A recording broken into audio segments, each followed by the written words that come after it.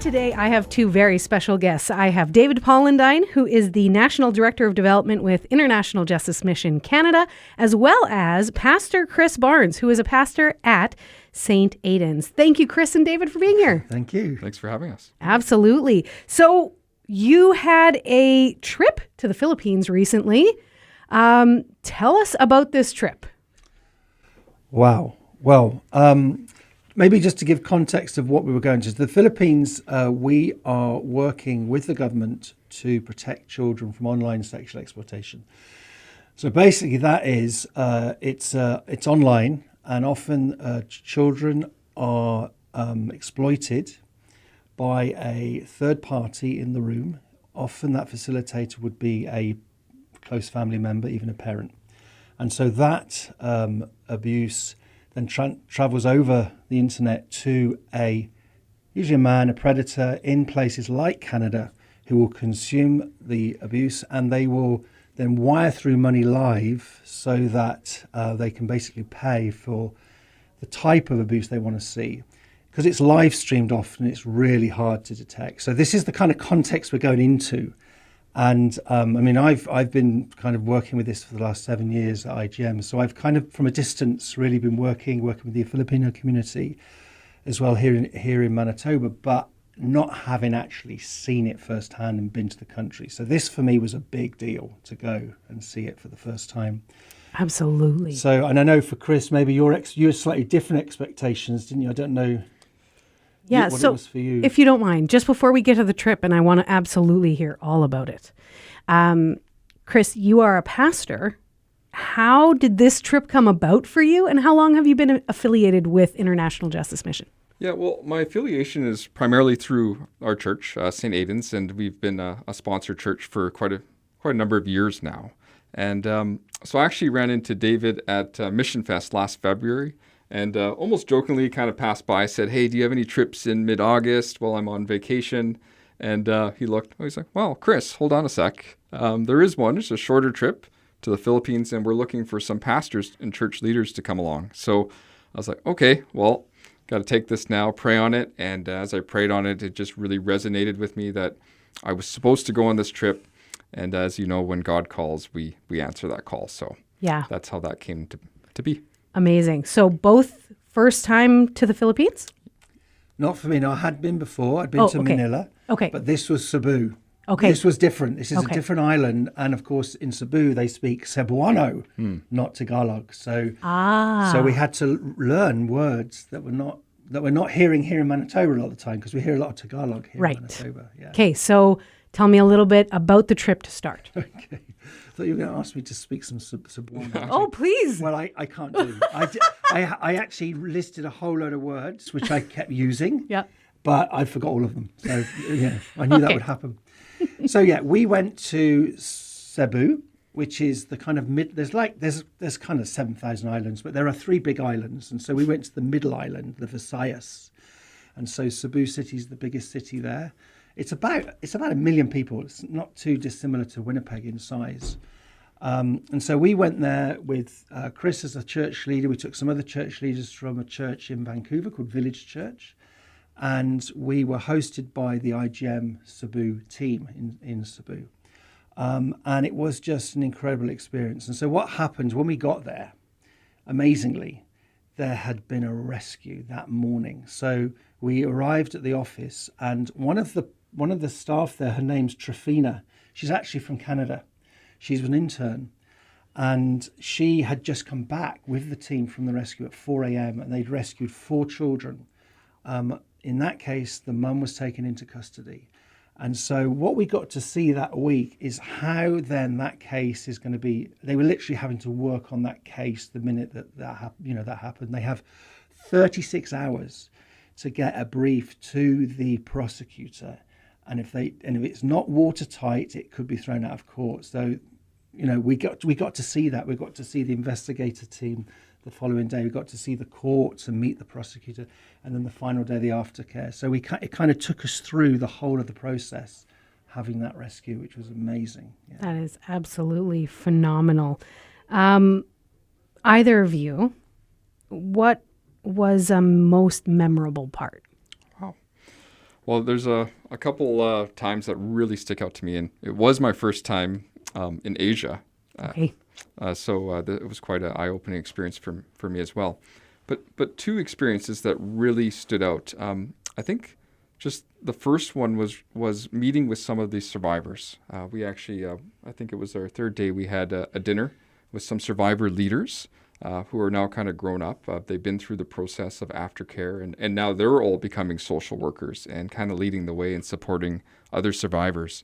But sitting down with them, getting to know them, and one of the survivors actually looked at me and said, "Chris, I don't only want to live a normal life, I want to make sure the trauma I've been through doesn't negatively impact other people." And to hear that, to hear someone that's gone through such horrible things, to come through restoration and say that's where you see full restoration. That's where you see not only are they back to where we are, but they want to make a difference. And you see God moving in that. And only God can bring us to a place like that. So that was a very, very powerful moment for me. The second one was when we actually visited one of the shelters. We had a chance, shelter of 80 girls between the ages of 5 and 18.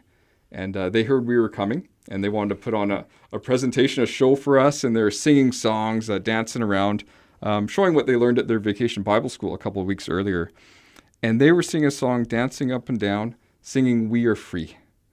And it was just one of those moments where your whole body, your whole body's crying, right? In the ways that it knows how. And very emotional moment to see that.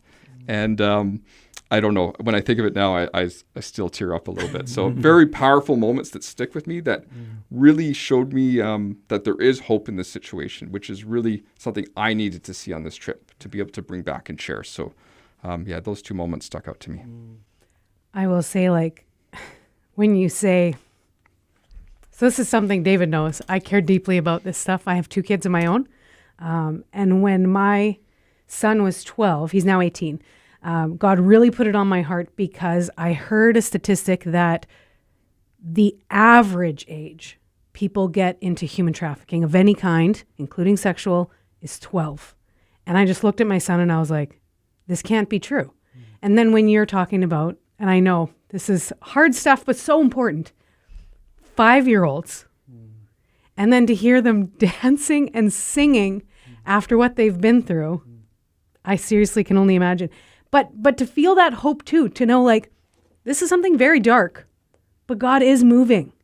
And then to see I might be called to pray and to donate some money and help out where I can. David, he's on the front lines. Those people in Cebu, they're on the front lines. Some of us are called into those very dark places. And I can only imagine how important prayer must be constantly. But some of us are called to give. And then to see those giving dollars and prayers at work, I can only imagine. Thank you for sharing that. Sylvia, what was wonderful as well, we got to visit the first day, the investigators teams. We met these very young policemen. Some of them looked like they were teenagers themselves. They were in their early 20s. These are the guys, private investigators. They're going in and investigating these cases. They're online investigating these cases, working very closely with IJM as well, who are mentoring and supporting them. And many of these young people actually live in islands hundreds of miles away. Their own children and family are not with them. And they're there for months on a time. They don't go home at night. They stay in Cebu. But we got to pray with that group of young investigators. And they meet every week for a Bible study, we discovered. And the chief of police was there, who Chris got to speak to.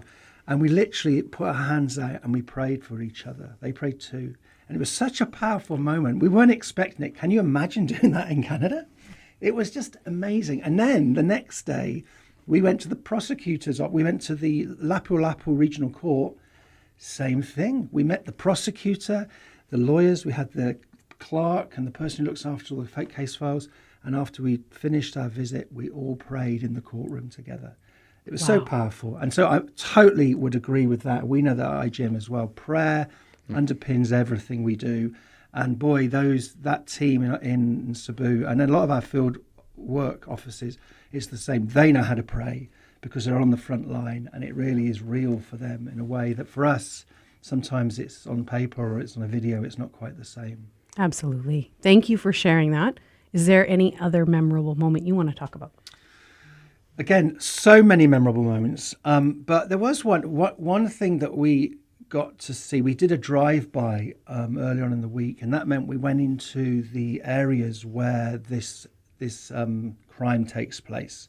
We got to see one of the girls. We had a case study on her, Joy, at the beginning of the week, and we got to see where the place where she was exploited. We got to meet Joy as well. We went out for food with Joy as well, and that was a joy, meeting Joy. So yeah, we did this kind of, went into the areas where these crimes are happening, and for me it was just again amazing to be able to see firsthand the kind of buildings, the kind of places. These are places where there are cars and there are dishes. It's not because people are necessarily because they're poor. It's a crime of opportunity. It's a crime that they can get a lot of money in a short amount of time. And often it's done within the family context. And a lot of these houses are kind of interlocked with each other. And you realize that these are families all living together kind of thing. So when the abuse happens to somebody, it's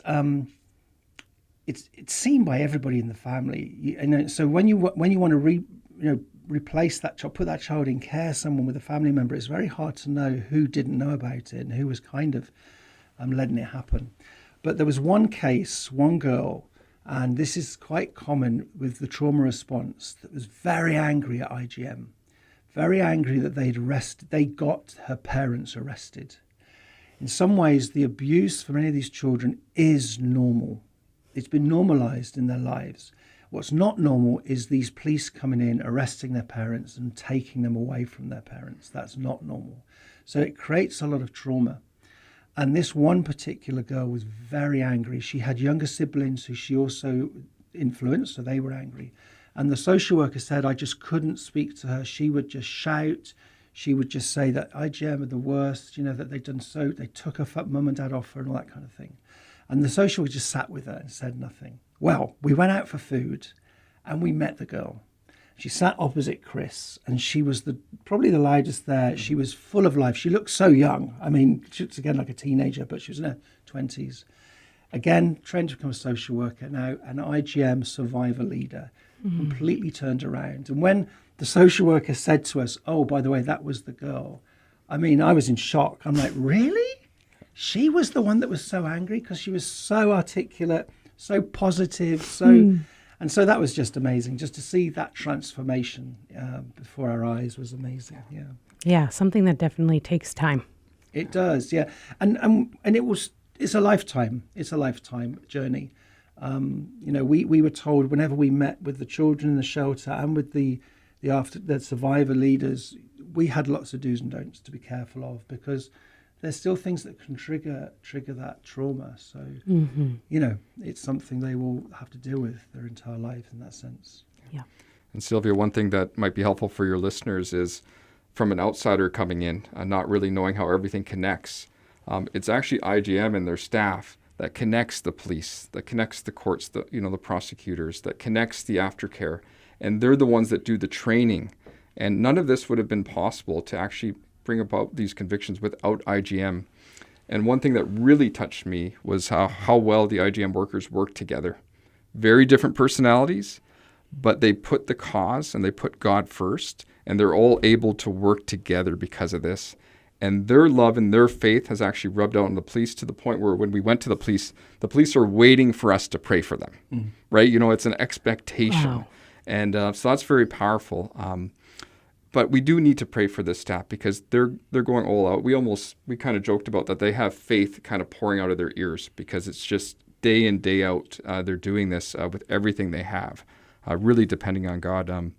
But just one thing I would share too is I got to know the lead investigator for this, and he's been doing this for many years. But he's living with a lot of sorrows, because he's the one that has to go online and he sees these things. And the very first arrest that they made, he still lives with the guilt, because he had to take away a girl from her mother. And when he did this, the mother looked at him and said, "Where were you when this was happening to me 20 years ago?" And he still lives with that moment. It's motivation for him, but it's also something that he loses sleep over at night. So they do need prayer because they do face spiritual attack in many, many ways. Mm-hmm. And that cyclical journey of hurting people hurt people. Exactly. Yeah. Wow. I really appreciate IJM's full circle approach of not only rescuing, but training, and then also really finding justice and making sure that these kids stay free. Definitely a question for both of you.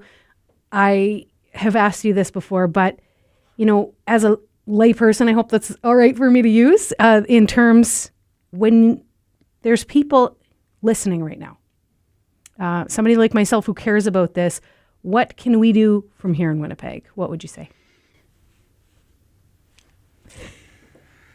Yeah, there's lots we can do. I think one thing is just don't look away. It's very tempting to look away at these stories, but somebody needs to look at them. And we owe it really on our brothers and sisters in the Philippines to not look away. Canada ranks 4th in the world for consuming online sexual exploitation from the Philippines. 4th. So we do have responsibility. So that's the first thing I'd say. Don't look away. There's lots of stories, lots of videos on IJM's website you can look at, and other charities as well. But do look at this and get more informed about our world, because we are the privileged really living here in Canada, and there's a lot of places where there's a lot of need. And so I'd say don't look away, but we can actually do something about it. And one lady, Maritus, she was with us. She's got Filipino parents, but she's a realtor from Vancouver. And at the end of the trip, she said, I've just looked at what these guys are doing, and it just makes me feel so wasted. What am I doing in Vancouver? What am I doing living in luxury in my job? And my colleague Brian, who was there with us, stopped her and said, wait a minute. If you didn't do what you do in Vancouver and support the work, this work wouldn't even be happening. He says, God's put you in that job to be a realtor so that you can support the work in the Philippines. And it really, her eyes opened up and said, oh yeah, that's true. And so I think it is, what have we got in our hands? And I think one thing is we do have the ability to support the work. So, that's one way we can be a freedom partner. We can give a one-time gift, and that really helps empower them because they're the ones doing the work. And so IJM.ca/free is a great way. But as a group, if you wanted to do something in your church, we have a wonderful new project happening called Advent Christmas. And the whole point of it is to raise $10,000 to put on a rescue. And we've seen the power of a rescue being in the Philippines and what these children come from, and then what they can actually become. And so, if you wanted to do something as a church, and you wanted to do something with, to raise money together as a group of people, then Advent Rescue, and you just if you just email churches@IJM.ca, and we can give you more information about that. That sounds great. Well, we're going to tell our listeners about that. Is there anything else you wanted to share? Yeah, just as David said, Canada, we play a part in this because we're the 4th leading consumer. And I think sometimes within our culture, we almost have this attitude that as long as we're not hurting someone, it's okay. But we can share this that if you're buying this, or people here are, it is hurting people. We've seen the effects. It's not a harmless act by purchasing this online. So raising awareness that, yes, this is a harmful thing. This is something that we can share with our family and friends, our cohorts, and maybe there is somebody that we know that is purchasing this, and we can play a part by bringing awareness to that. So just be aware that this is causing harm. Well, thank you both, gentlemen, for taking the time, sharing about your very powerful, wonderful trip. Sorry it took you so long to get back, but I really appreciate your guys' heart for this. Thank you. Thank you, Sylvia. Thank you, Sylvia. Thank you.